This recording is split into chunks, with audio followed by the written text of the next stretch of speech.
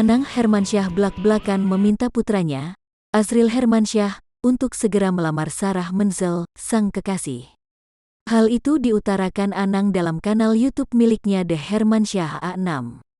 Di depan Azril dan Sarah, saat sedang asik membicarakan terkait acara lamaran putrinya Aurel, sontak Anang menanyakan kapan Azril melamar sang kekasih.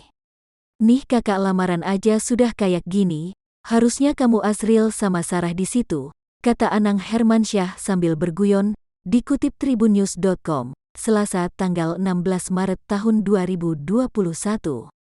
Namun, Azril tampaknya belum siap menuju ke jenjang yang lebih serius dengan kekasihnya, Sarah Menzel. "Masih lama," ujar Azril. Anang terlihat terus menggoda anaknya itu dengan memberikan pertanyaan disertai canda. Sambil mengingatkan soal kiamat, pelantut lagu Jodohku itu meminta Azril untuk lekas melamar Sarah lantaran panggung lamaran Atta Halilintar dan Aurel Hermansyah masih tertata megah dan rapih.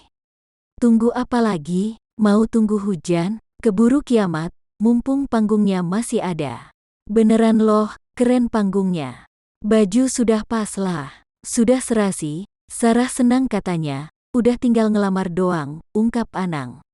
Pria yang kerap disapa Jill itu mengungkapkan dirinya tak mau terburu-buru menikah dengan usianya yang masih terbilang muda.